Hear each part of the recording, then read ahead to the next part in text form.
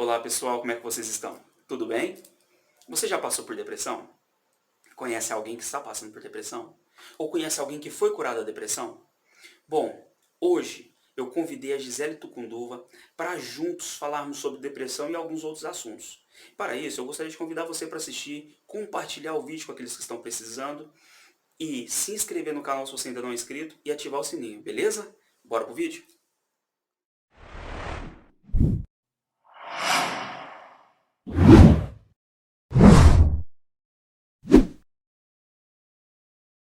Ela já está aqui. Cheguei, Gisele. Oi, FM, tudo bem? Obrigada pelo Joia. convite. Seja bem-vinda. Muito obrigado por aceitar esse convite para estar participando juntamente com a gente, para estar trazendo esclarecimento a algumas pessoas, um esclarecimento muito importante. Sei que tem muitas pessoas que estão passando por depressão. O que você tem para falar sobre depressão, Gisele? Então, eu tenho uns 10 anos de estudo de como funciona a mente humana e o comportamento humano. Então, eu já fiz inúmeros cursos e treinamentos e até pela prática, né, pela observação das pessoas que a gente conhece, a depressão é excesso de passado, né? Quando eu tenho alguma coisa, algum trauma ou algo que eu passei de muito difícil na minha vida, eu não consigo lidar com aquilo. E às vezes não é só o que eu fiz, ou às vezes eu jogo a responsabilidade para o outro e o que o outro fez. O meu pai, a minha mãe, o meu marido, a minha esposa, o meu amigo, fez alguma coisa e eu não consigo assimilar. Aquilo vai crescendo dentro de mim, aquela raiva misturado com ódio, enfim, uma série de emoções, às vezes densas, e aí chega num nível que isso explode. E que não é negativo, né? Depressão, a gente tem mania de achar que isso é ruim. Isso não é ruim. A depressão é apenas estar sinalizando a pessoa que ela precisa mudar. Se ela tem que aceitar certas situações, se ela tem que olhar para o passado dela com mais carinho, se ela tem que perdoar a si mesma por várias situações, a depressão ela chega e fala, olha, tá na hora de mudar, tá na hora de olhar para dentro, tá na hora de refazer as suas histórias. Então a depressão não é uma coisa negativa. É como se a pessoa estivesse correndo e querendo acelerar os seus passos, né? É como se ela estivesse pegando algumas situações, ela tem aquela situação sob controle, tem aquela situação nas suas mãos. Só que às vezes ela pega a situação, ela fica tão desesperada que ela acaba deixando cair e não consegue solucionar. É isso, mais ou menos? Então, sabe o que é tão interessante? A gente tem mania de achar que tem controle sobre alguma coisa. Eu costumo Uhum. falar que esse é o maior ato de egoísmo do mundo. Quando eu quero que o outro faça, fale, pense e tenha certas atitudes do jeito que eu quero. Porque se você for como eu quero, aí eu te aceito. Agora, se você não faz, não fala e não pensa as coisas que eu acredito, então você não serve, eu crio toda uma situação de pânico, às vezes de raiva daquela situação ou daquela pessoa. Só que, às vezes, a pessoa esquece que aquilo que eu alimento é meu, não é do outro. Então, a raiva que eu alimento do outro, ela está dentro de mim. O ódio que eu alimento da situação, ela está dentro de mim. Então, esse excesso de alimentar situações que eu gostaria que fosse, faz com que eu vá guardando tudo aquilo, eu vá guardando, vou engolindo o veneno, né? Vou tomando aquele veneno e uma hora faz mal para quem? Para mim. Para você mesmo. Só que ainda bem que vem a bendita, né? A bendita da depressão que mostra para você, pare de beber veneno. E mesmo Entendi. porque o outro, eu não consigo controlar o outro. E é tão legal que uma vez eu li uma frase assim, ninguém está aqui para te agradar. As pessoas estão aqui para viver a vida delas como elas acham que tem que ser. Se não te agrada, tire você, né, o seu carrinho da chuva e vá viver outra história. Entendi. Eu fiz um vídeo no final de semana em que eu falava sobre as pessoas que têm desejo de voltar ao passado e corrigir o erro. E eu falei que é impossível a pessoa conseguir corrigir o erro. Ela consegue pedir perdão para uma pessoa que às vezes ela feriu, porque, querendo ou não, às vezes nós achamos que as pessoas que falam algumas palavras duras para a gente, elas falaram porque nós não fizemos nada. Às vezes a pessoa te criticou, te constrangiu, te julgou, te apontou, aí você fala, não, eu não fiz nada. Mas às vezes o culpado é a própria pessoa. Ela criou aquela situação, ela fez com que a outra pessoa chegasse ao seu extremo, ao seu limite, e falasse para ela, olha, você não presta, você não vale nada, você não vai chegar a lugar nenhum. Então, isso é uma realidade que acontece, não é, Gisele? Então, tem os dois pontos, né? A gente realmente não tem como eu voltar ao passado e mudar a minha história. O que dá para mudar é o jeito que eu olho para a minha história. Então, se eu tenho trauma, se eu tenho algo ruim que aconteceu, hoje eu posso olhar para aquilo, ou para aquela pessoa, ou encontrar, ou falar, ou verbalizar e mudar. E aí, quando eu me curo daquilo, do meu passado, que eu venho carregando, bebendo aquele veneno por tantos anos, quando eu solto aquilo, quando eu resolvo aquilo, eu mudo a minha realidade atual. E sobre o segundo ponto que você falou de... Como que você colocou mesmo? Das Eu falei pessoas... das pessoas que eu falei sobre pedir perdão, que às vezes as pessoas acabam sendo feridas pelo aquilo que elas fazem. A Elas criam situações autorresponsabilidade. para serem feridas. Aí ela faz assim, ela te feriu, aí de repente você fala alguma coisa para ela, ela fala assim, olha gente, eu não fiz nada para ela. Eu sou inocente da história, mas às vezes a pessoa é a culpada de toda aquela situação. Eu costumo falar que não dá para ficar sentado na cadeirinha da vítima muito tempo. Né? O ai que dó de mim, eu sou uma fofa e o resto do mundo inteiro é o que me prejudica. E a gente não sabe, a gente sabe que isso não é verdade, porque todo fogo para acender ele precisa de uma lenha. Não existe, é quase que uma coisa, um movimento exato que acontece na natureza, por exemplo. Uma coisa não se alimenta com a outra, é impossível. Então, uma pessoa chegar ao extremo de fazer um grande mal para você, de alguma forma você alimentou. Pode ser o que acontece muito, FM, que as pessoas não têm consciência do que fez. Né? Às vezes a pessoa está muito no padrão de repetição, que ela aprende com os pais em casa, na família, ou na escola, ou enfim, onde ela viveu, e ela não tem consciência ou discernimento que ela está fazendo um mal para aquela pessoa alimentando aquilo. Mas aí ela vai identificar que ela está fazendo mal pelo resultado. Quando a pessoa te devolve, é lei da ação e reação, né? Eu fiz e aquilo volta. Então, tudo que acontece de ruim para mim hoje, em algum momento eu alimentei. Eu não posso ser vítima o resto da vida. Mesmo porque toda vítima tem um pouquinho de vilão e todo vilão tem um pouquinho de vítima. Eles se alimentam, né? Eles estão sempre juntos ali, lado a lado. Então, é hora de assumir, chamar autorresponsabilidade, né? Eu preciso assumir a minha responsabilidade por aquilo que está acontecendo na minha vida e, de fato, me propor a mudar. Porque senão eu vou ficar arrumando culpado o resto da vida. Minha vida não vai mudar, porque a culpa é sua, a culpa é da minha esposa, a culpa é da política. Não, a responsabilidade da minha vida é minha. Eu escolho, eu escolhi casar, eu escolhi aquele trabalho, eu escolhi aquele amigo. Então, o que eu preciso fazer diferente agora para mudar aquilo que eu quero para mim? Né? Então, eu sou responsável pelas minhas escolhas o tempo todo. Tem pessoas que... sei que tem pessoas assistindo, às vezes pode se enquadrar nisso que eu vou falar. Tem pessoas que às vezes trabalham num lugar que não gosta. E aquilo ali vai passando por anos, e ela nunca chega em ninguém e fala, não chega no seu patrão e conversa, não chega no seu gerente e fala, olha, você não me dá uma oportunidade em outro setor, não?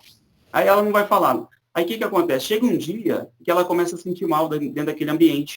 E aquilo ali, ela corre para casa, chega em casa chorando, chega em casa e não entende o que está acontecendo. Você acha que isso pode ser um sinal de depressão, que a pessoa tinha que mudar, criar situações diferentes, criar situações novas, conversar? Eu acho que eu chamaria isso de síndrome da criança birrenta.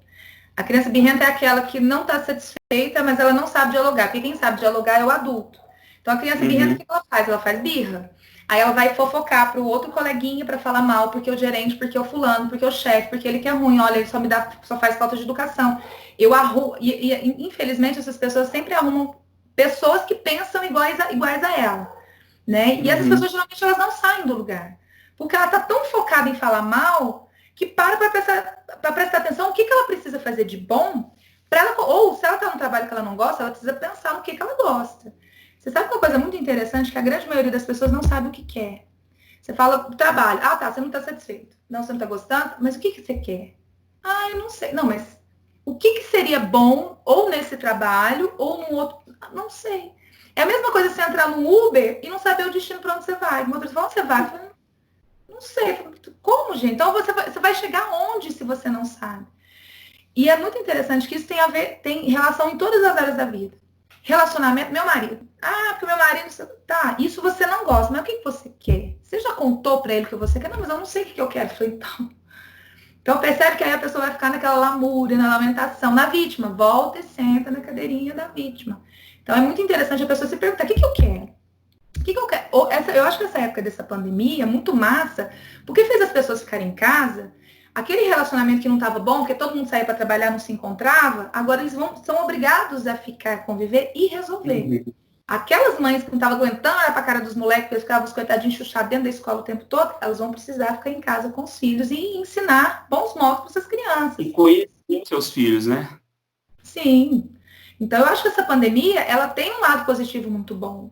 Que a gente precisa até voltar o olhar para ele do que só para o negativo, que a grande maioria das pessoas está fazendo. Então, a primeira pergunta é, o que você quer para a sua vida? Até mesmo porque há um tempo atrás, a gente sempre ouvia, né? Eu queria tanto ter um tempo, uma oportunidade de estar com os meus familiares.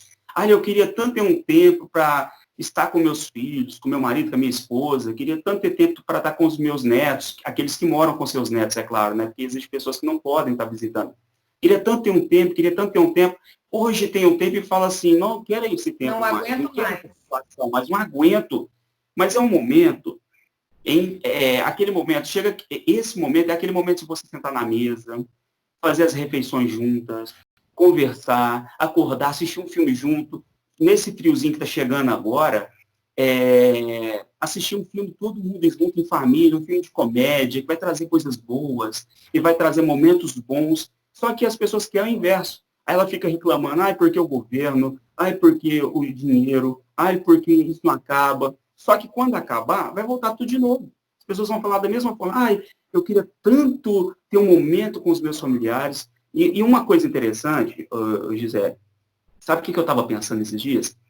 Você já viu o quanto, às vezes, a nossa família pode tratar situações dentro da nossa vida, curar situações?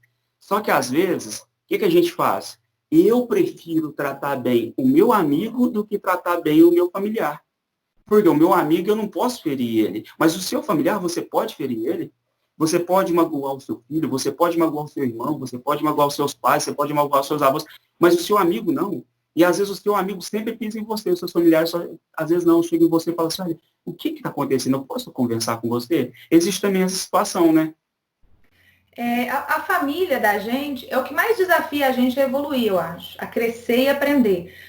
Porque, tipo, se você tem um relacionamento com uma pessoa que é um amigo, e aí ele fez alguma coisa que você não gosta e tal, você não precisa conversar com ele nunca mais.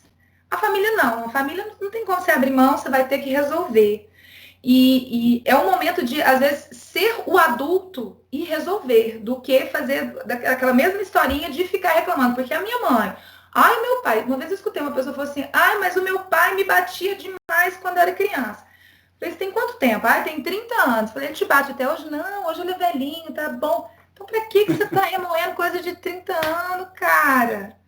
Sabe? Então olhar para isso é criança birrenta. O adulto precisa chegar, né, dentro de casa, no relacionamento, preciso olhar no olho da minha esposa, do meu marido e falar assim, olha, eu não gosto desse seu comportamento. Como que a gente pode fazer para melhorar? É olhar para os filhos e falar, olha, isso é o certo, isso é errado. Então, isso não vai acontecer mais. O adulto precisa entrar em ação. Eu acho que a gente tem um excesso de crianças feridas por aí que só querem fazer a birra. Falar nas costas, reclamar pro vizinho. E eu conheço muita gente que tem dificuldade de olhar nos olhos, por exemplo. E às vezes eu já ouvi assim, a pessoa que não olha no olho é porque ela é falsa. Nem sempre.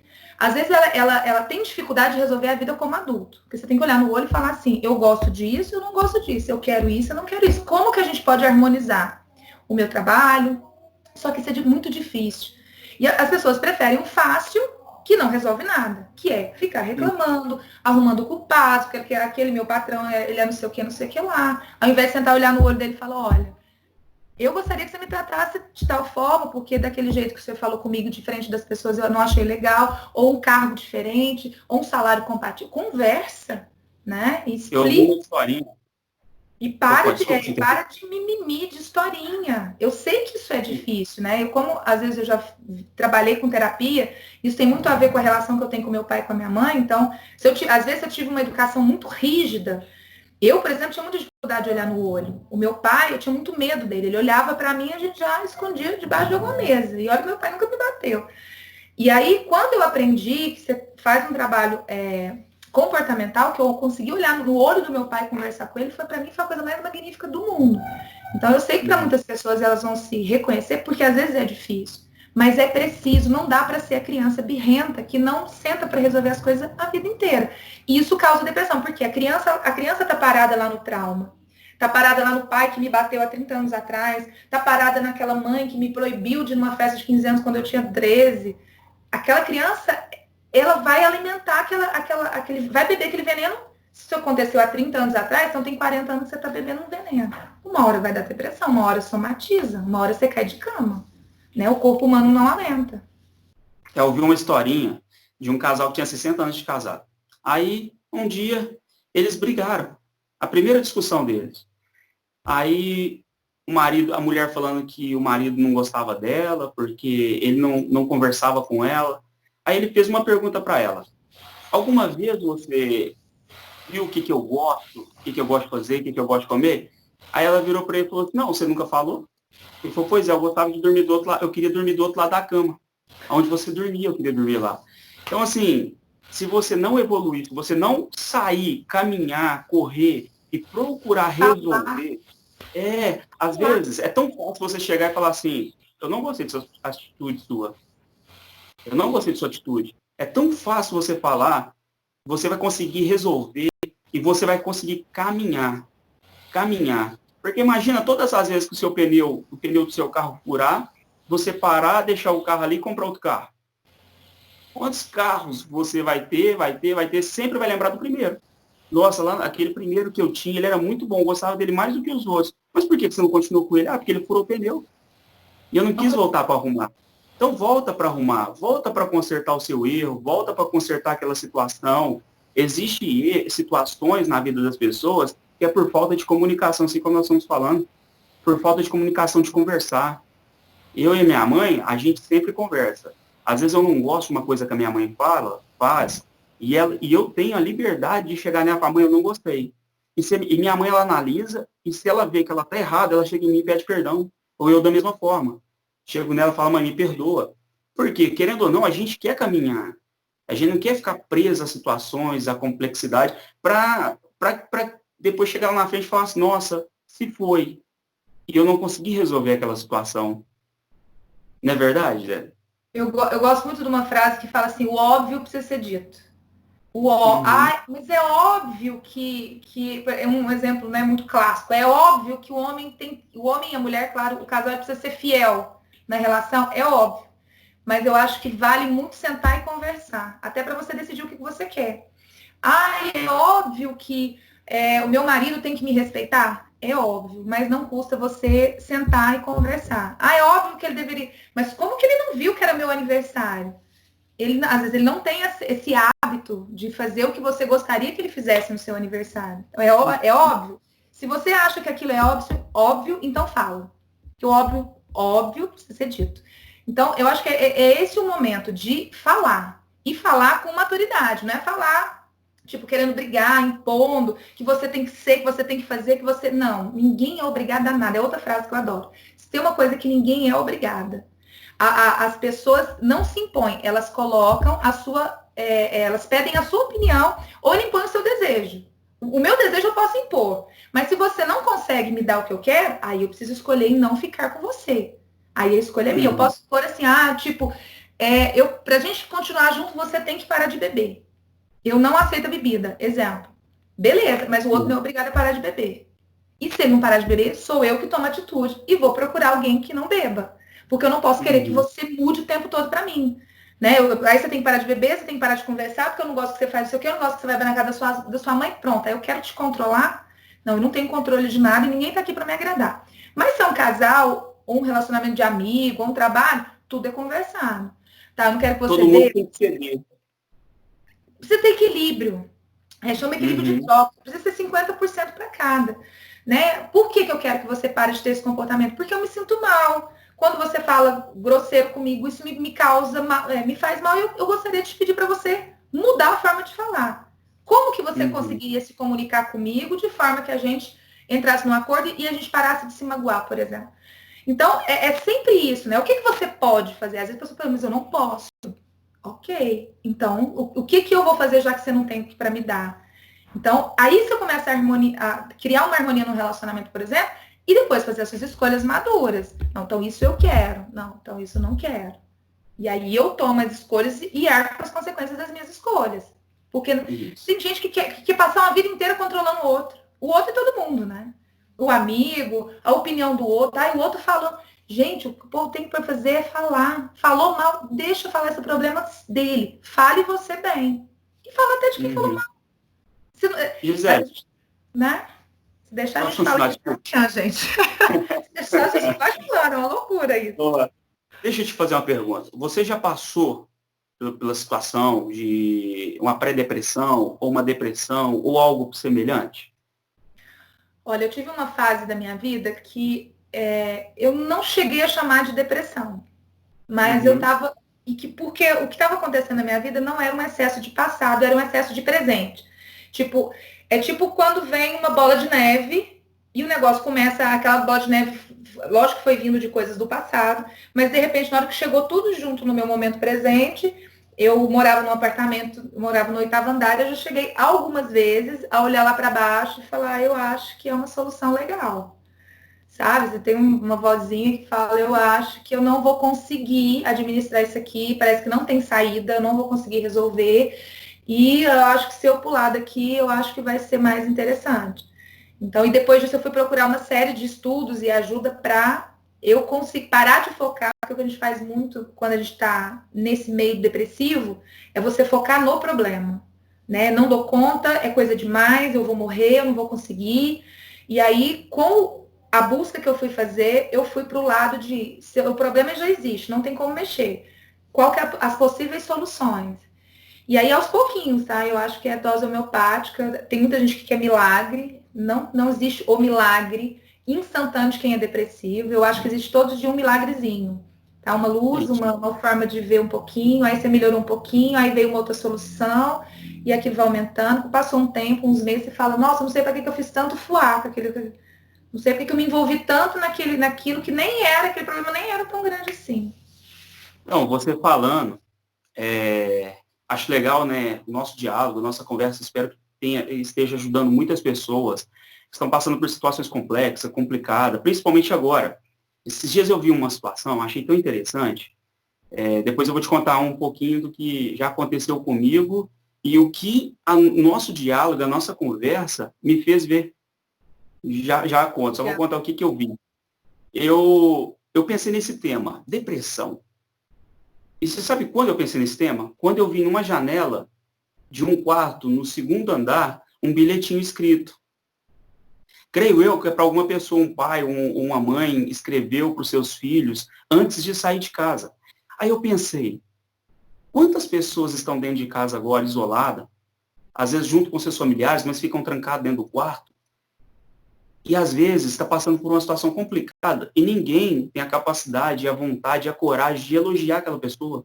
Dizer, olha, você é importante para nós, a nossa família depende de você, nós contamos com você. Às vezes aquela pessoa está passando por algumas situações também que ela não vai falar para os seus familiares, que é muito mais fácil a gente falar para os outros de fora do que os familiares, né?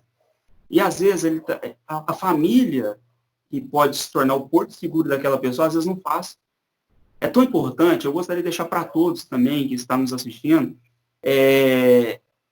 crie momentos que você vê que o seu filho, sua filha, os seus pais estão tristes, crie um bilhetinho e só escreve, eu te amo, você é especial, você é importante.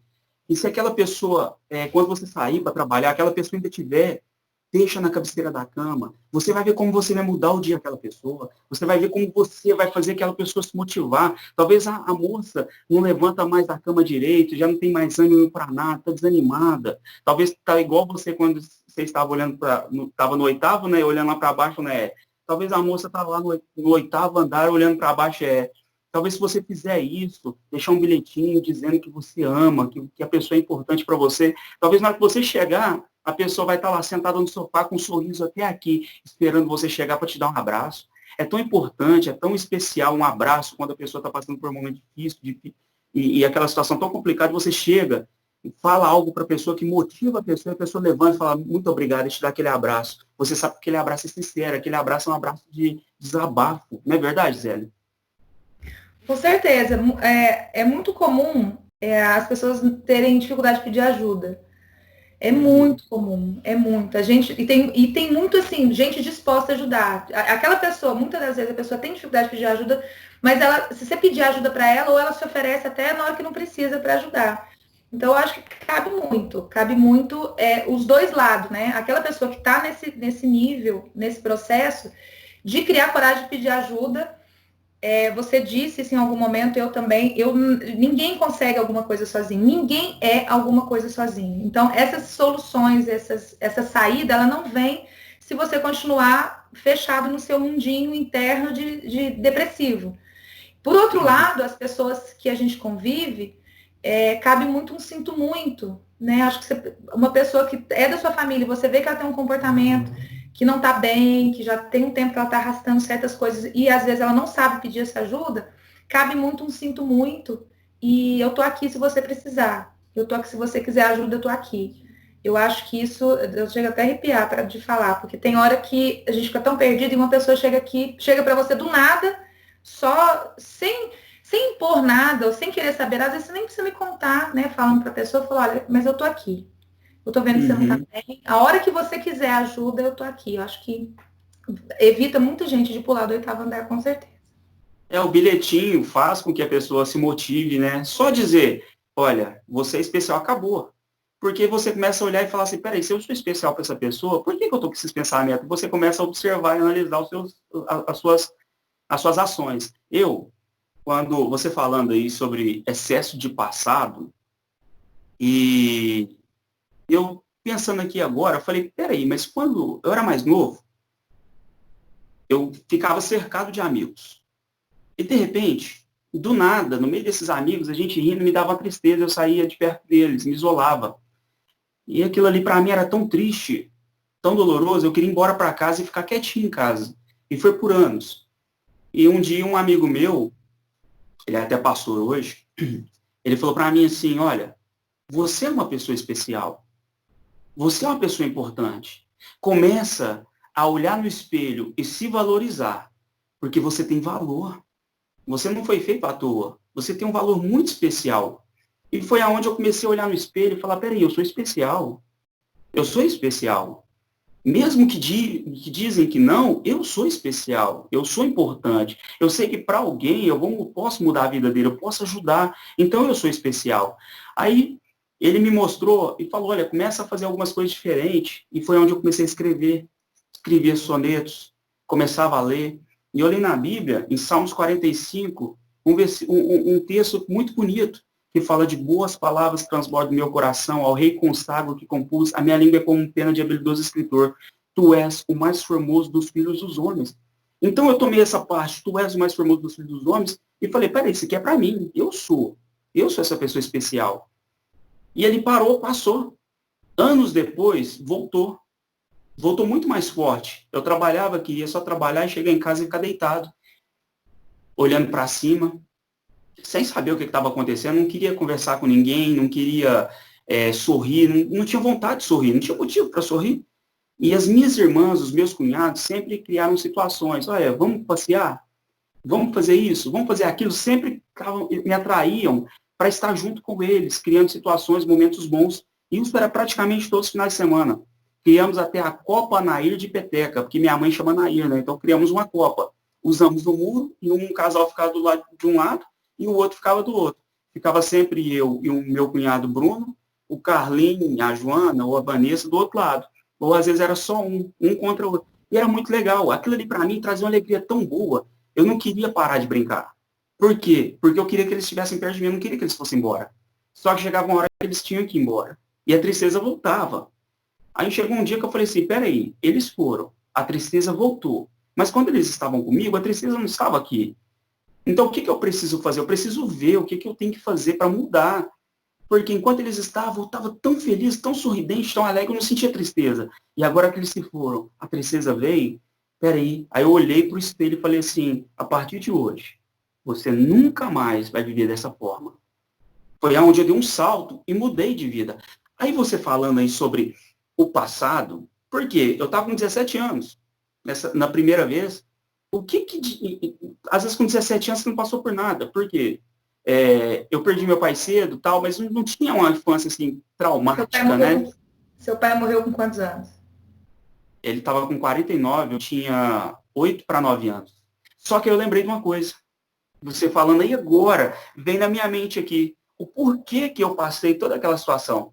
Porque hoje, naquela época, eu ia para, quando era mais novo, eu ia para a escola, e no Dia dos Pais, quando chegava o Dia dos Pais, eu aqui me emocionar aqui, é porque a gente, todo homem quer ter um pai perto, para conversar, e aí, pai, vamos jogar bola, pai, vamos brincar. E para mim, eu senti uma dor tão grande quando eu ia para a escola e vi os meninos. Ô, meu pai, hoje é Dia dos Pais, feliz Dia dos Pais, pai. E eu não podia escrever uma carta para o meu pai. Não podia fazer um desenho para o meu pai. Não podia fazer um objeto para o meu pai, porque eu não tinha pai. E isso foi passando. Chegava na igreja, eu participava dos cultos. Quando chegava o dia dos Pais, eu não queria ir, porque doía demais. Aí você falando, aí eu fui observar por que é excesso de passado. Porque eu lembrava do meu pai lá no passado, que um dia se foi e não estava mais perto de mim. Então, naquele dia que eu decidi, e eu também olhei, foi interessante você falar, porque eu olhei e falei assim, peraí, eu não tenho meu pai, mas eu tenho minha mãe. Então, hoje eu tenho que viver por ela, eu tenho que ser por ela, eu tenho que fazer por ela. E foi aonde acabou. E eu sei que às vezes as pessoas falam assim, mas eu não tenho excesso de passado, eu sou novo. Mas às vezes uma coisinha, um detalhezinho ficou lá no passado. Às vezes alguém que se foi, um avô, uma avó, um pai, uma mãe que se foi, causa situações que vão percorrer por longos anos. Não é verdade? Experimenta fazer o exercício de escreva a carta para o seu pai. E aí, na hora que você terminar de escrever, você queima. Porque o fogo, os elementos da natureza transmutam energia. Aquela carta que você queria ter escrito para o seu pai no Dia dos Pais, escreva ela, você já falou várias vezes que gosta de escrever, escreva ela de preferência à mão, né? Caneta, papel. E depois que você terminar, porque eu tenho certeza que você vai acessar muitas emoções nas suas memórias devem vir à tona muito fortemente, e aí cabe você queimar ela com a intenção de soltar isso, de deixar as coisas serem como são, porque a gente não tem controle, a gente não tem poder.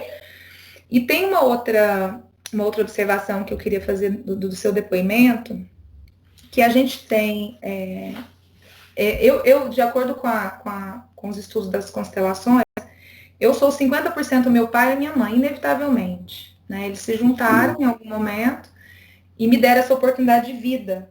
Então, meu pai e minha mãe existem em mim, independente de vida ou morte, né? Independente de pré-julgamento. Então, eles existem em mim. E a gente sente. Quando eu falo da minha mãe, eu sinto no meu coração. Quando eu falo do meu pai, eu sinto também. Então, eles existem aqui. E aí, eu ouço muito, né? Até em... Gisele. Você já tem a carta escrita? Já. E é mais ou menos da época. Dessa época que eu passava essa situação. E você escreveu essa carta quando? Eu escrevi ela em 2003. E a época de depressão foi em que ano? Foi em de 2002 a 2004. A primeira, né? Depois teve a outra leva, que foi 2011 a 2012. Você quer que eu leia para você ver? Vamos lá. Não, ó. Fala assim, ó. Já estive como muito nesse momento estão. Já andei como muito nesse momento andam. Já agi como muito nesse momento estão agindo. Mas o que me faz diferente é que Jesus entrou na minha vida e me mostrou que o caminho está à vista. Me mostrou que o que faz uma vida não é um momento comum, em si um momento que se transforma em eternidade com Deus. Não sou como quem fica observando, mas sim como quem sonha e acorda tendo a certeza de que o sonho virá a ser realidade.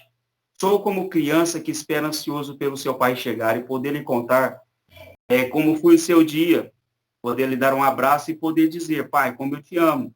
Depois irtar e feliz, pois tive com quem me desabafar. E tenho certeza que o amanhã será bom, pois quem me ouviu e parou, esteve comigo, estará sempre comigo. Deus é meu pai, Jesus meu amigo. Foi nessa época. Que loucura, né? Eu ainda sugeriria que você escrevesse uma carta na primeira pessoa, né? Falando eu e você, né? Ou o senhor, não sei como você se referia a ele. Querido papai, você me faz falta, Eu gostaria que tivesse sido diferente. Eu sinto muito se o senhor não está aqui presente. Eu já me perguntei por que eu, ou por que vou tão cedo, sei lá, enfim. Eu acho que, eu sou até arrepio, acho que cabe, Aflorar as emoções, né? Tirar, né? A gente bebe e fica guardando.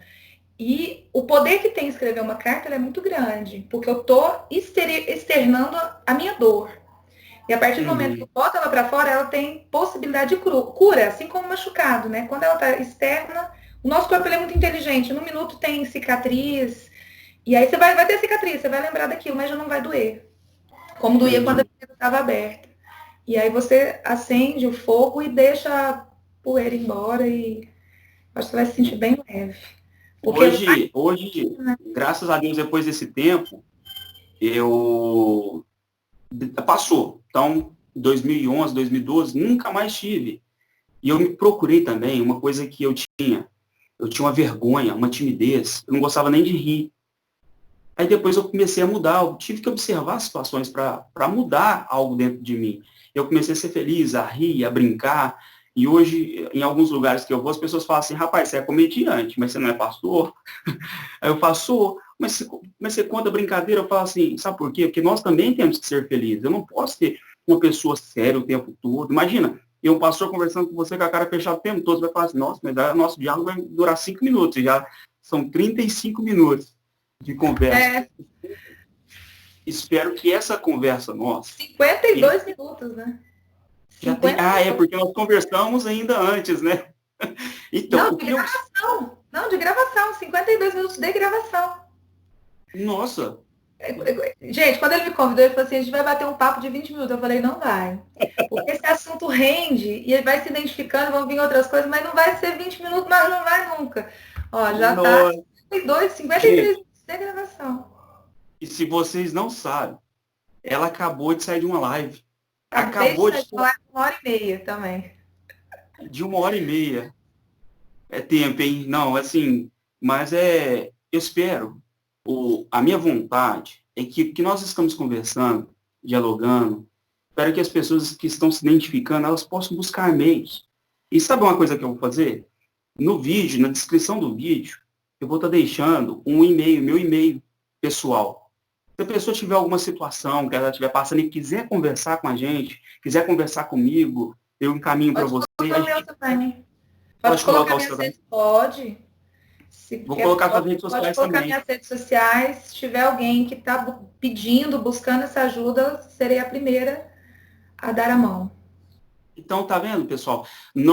O nosso intuito, a nossa vontade é de ajudar. Nós contamos um pouco sobre nós, sobre as situações que aconteceram, mas a minha vontade não é me promover, mas primeiro, promover Deus. Segundo, promover algo que está dentro de você. Você tem valor, você é uma pessoa especial. Mesmo que você olhe para a situação, às vezes o seu cabelo, você não gosta do jeito que ele é, às vezes você não gosta do jeito do seu... Mas deixa eu falar uma coisa para você. Você é perfeito do jeito que você é. Defeitos, ô Gisele, nós conseguimos observar em nós, às vezes nós criamos defeito que nem existe. Não é verdade? Às vezes do nada você cria algumas situações, eu tenho esse defeito. E às vezes não é. Às vezes para você aquilo que é um defeito é uma qualidade para outra pessoa. Por exemplo. É hora de parar com a autoflagelação, né? As pessoas às vezes se maltratam tanto. Vamos se aceitar mais com as coisas como são. Isso. Olha, às vezes a pessoa tem um carro azul, eu queria ter um carro vermelho. A pessoa que tem um carro vermelho é melhor que eu. Mas aí você sabe que eu volto àquilo que eu falei mais um pouco atrás. A pessoa que não está satisfeita com o que tem é porque ela não sabe o que ela quer. Cabe de novo você se perguntar, se eu tenho um carro azul e um carro vermelho, por que você não comprou o carro vermelho? Eu comprei o carro azul primeiro, mas é porque depois desse carro azul, que ele é mais barato, eu vou conseguir chegar no carro vermelho. Ótimo, você sabe onde que vai. A pessoa que sabe o que quer, ela não reclama e não coloca defeito nem em si mesmo, nem no trabalho. Porque por mais que ela esteja num trabalho, por exemplo, que ela ganha pouco, ou que não é o que ela quer, mas ela sabe onde ela quer chegar. Ela sabe que ela precisa passar por esse caminho para chegar onde ela quer chegar. Tem um caminho, né? Igual no Uber. Precisa percorrer um caminho, gente. Eu acho que tirando a loteria, o resto tem que percorrer um caminho e construir. Então, a pessoa que sabe onde que ela quer chegar, o que ela quer para a vida dela, ela não reclama e não acha que a grama do vizinho é mais verde. Porque a história do outro é dele, a grama é dele, não é a minha. A minha nem grama tem, porque eu não tenho tempo de cuidar. Então, eu respeito a história dele e construo a minha. Então, eu deixo aqui essa